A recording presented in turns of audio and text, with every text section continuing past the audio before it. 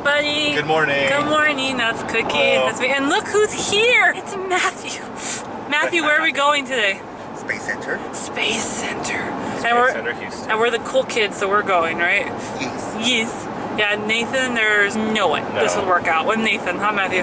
No. No. It's like an all-day thing, and the tram tour alone's an hour and a half, apparently, so no. This would never work out with Nathan. So, it's just us. Yay! Yay! So we'll vlog more when we're there because I don't want to use up too much battery and space because I know somebody here is going to film everything. So we'll see you when we get there. Bye! Bye! Say bye, Matthew! Space Center! Hopefully he's wearing NASA fan. So technically, what is that called, Cookie? An airplane. Ooh. The Shuttle Independence. Good morning, everyone, from Space Center, Houston. This is the thing that greets you as you come in. It's the Space Shuttle Independence on top of a 737, right? As far as I know. Sorry for the fogging. It is rather humid here. And now we're gonna go purchase our tickets. So I'll see you on the inside.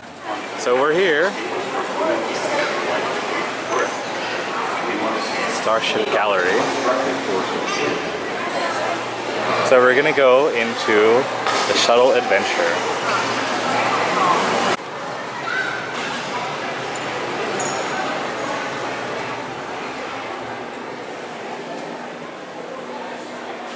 Of course, the space toilet. Look, that's the toilet.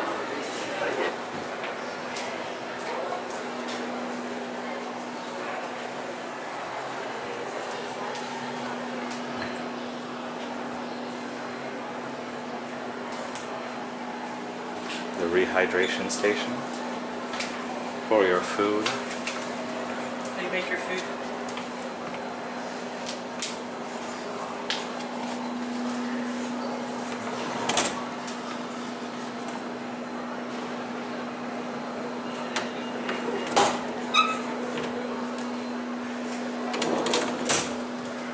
Coffee with cream. What coffee, Matthew? Mac Cream and cheese. spinach. Look.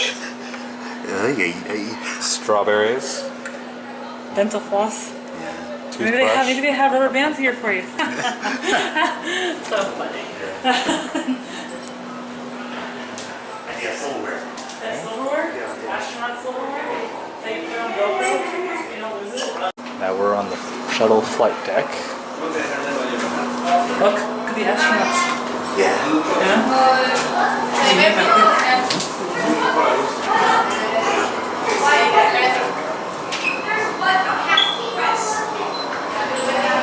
Don't know. Well, I'm not that tall, so I'm okay. Good job,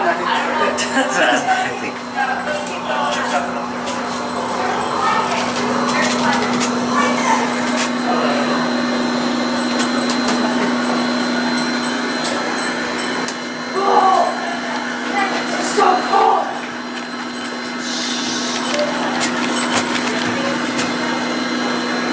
It's the same as you can't move it. Wait. What's this? Can't really get up on it. Yeah. Press the button. Some controls. What is okay? Wait. This is really boring. There's one here Push the too. button. You can push a button. I got two of them. Wait, Fallon. It's like I'm flying. Look, I see I got two of them. You can press buttons easily. There's an elevator here. What? There's an elevator here. There's an elevator. Is it the elevator back down? No. So we're on the NASA tram tour. We got an older tram. Say hello. On the leading edge of discovery and innovation. I was the last man to have ever set foot on the moon, but not for long. Right here and right now, the men and women of JSC are working on a new generation of spacecraft for human spaceflight. It is indeed an exciting time to be here. This area is now used as an educational opportunity for students learning about agriculture and farming. We choose to go to the moon in this decade and do the other things, not because they are easy, but because they are hard. John F. Kennedy gave this rousing speech at Houston's own Rice University in 1961.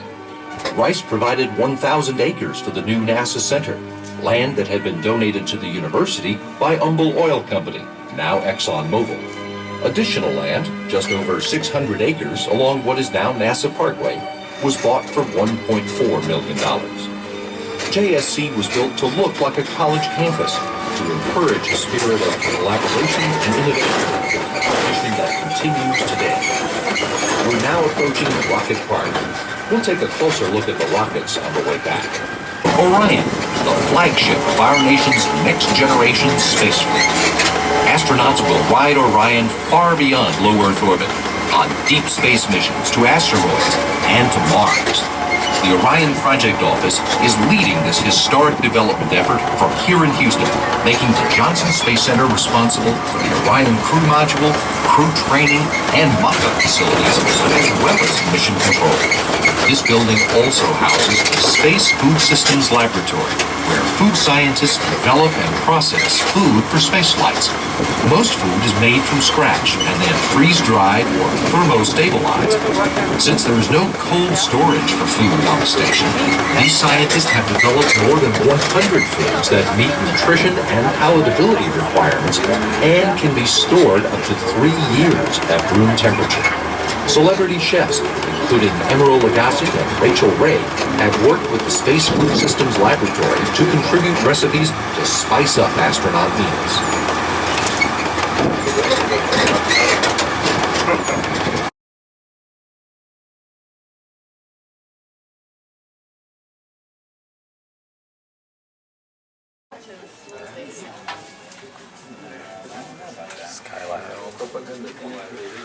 Skylab 2. When do you like the most? Skylab 1. Apollo 17, 16, 15. Omega made the mission watches.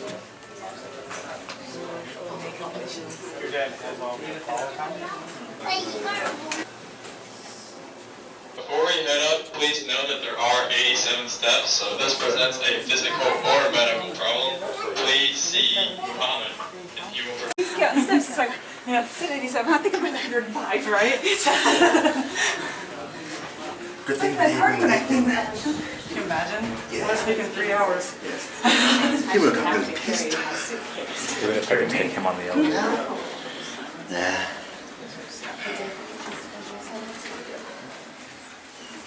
All the way through 1992. We used it for 10 Gemini missions, 10 Apollo missions, and 21 space shuttle missions. Now this building became a National Historic Landmark in 1985, and this room went dark in 1992 and moved 1 floor below us. Now, they decided what they wanted to do is bring this room back to its original glory in the 60s. So they brought back the original consoles, chairs, carpets, curtains, cabinets. It's all original.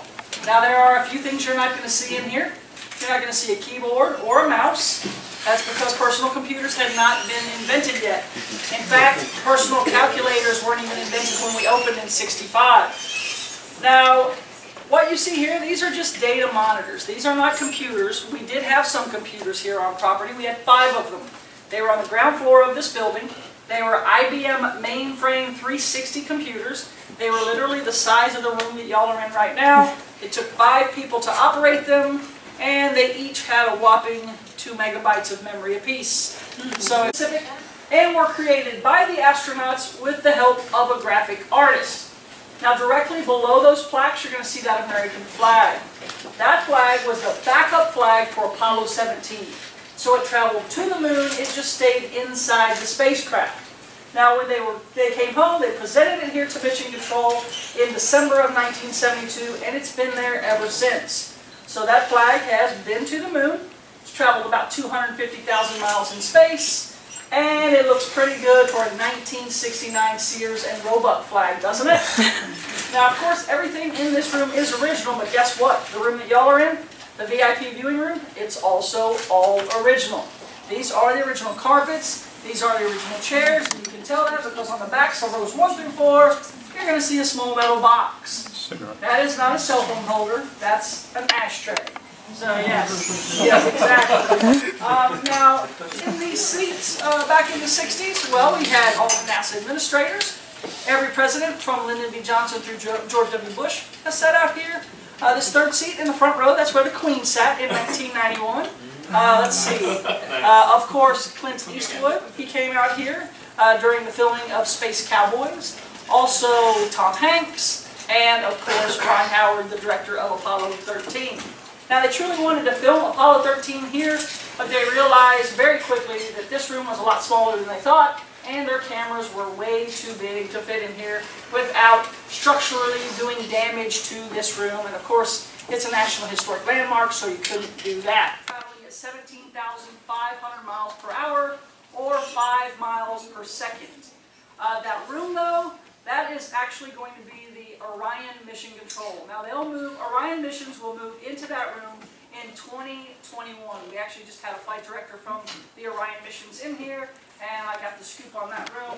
So that's going to be Orion Mission Control in 2021, and we're super excited about that because that's going to be the missions that actually take us to Mars, about 2030 to 2040, so we're super excited about that. Well, let's go ahead and look in this room one last moment. Ladies and gentlemen, this room right here, this isn't just one of the most famous rooms in America. This is one of the most famous rooms in the entire world. The brilliant young minds that sat at these consoles were truly giants in their field. And today we stand on the shoulders of these giants as we reach for Mars and what's beyond. If you look right here at the Public Affairs Officer console, at that small speaker on top of it, back in 1969, through that speaker, that's where we heard the very first words spoken from the moon. Houston, Tranquility Base here, the Eagle has landed. And in 1972, in December of 1972, through that same speaker, we heard the very last words spoken from the moon. We're on our way, Houston. So the very first, the very last word ever spoken from another celestial body was Houston. Ladies and gentlemen, you're looking at the one and the only Houston Apollo Mission Control. Okay, so just right down here, you guys use the restroom for water run. Waterman? Give me water. No.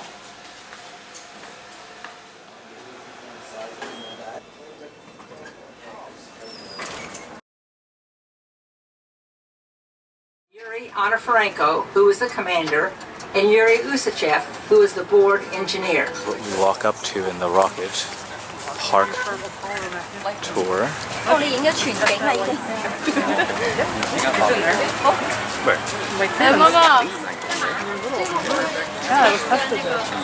Where? Yeah, we like to roll around. Yeah. Stand under it. Stand under it. That. Maybe like. And then Help me, Matthew. Take a picture. let's go. Matthew, Get come on here. my tram.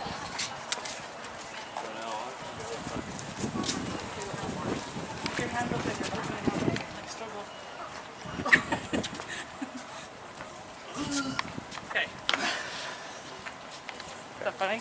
This is the Mercury Redstone.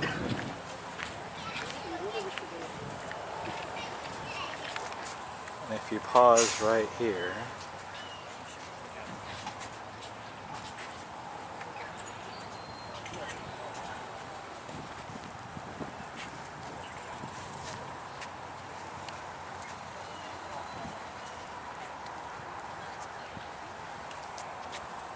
What's that?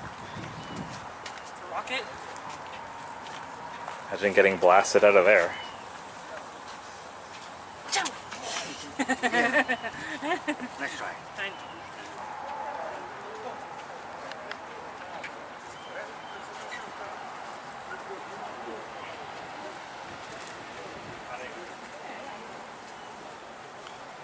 That's cool.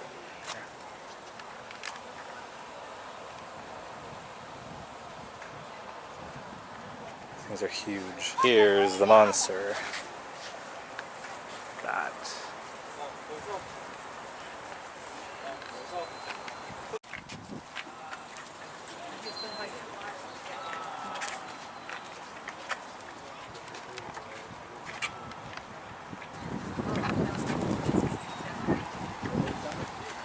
go into the rocket center. Scoot back far enough to get this whole rocket in.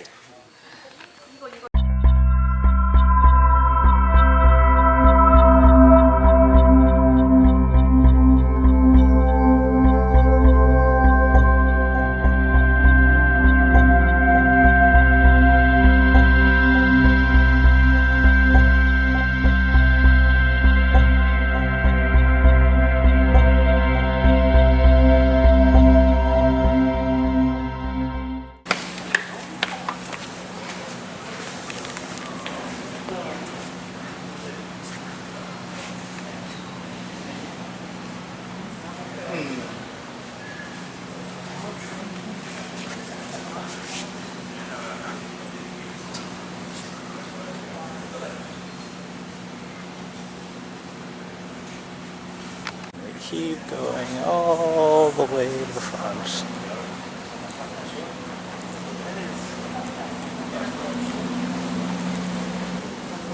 It's a National Historic Mechanical Engineering Landmark, the Saturn V rocket, used from 1967 to 1973.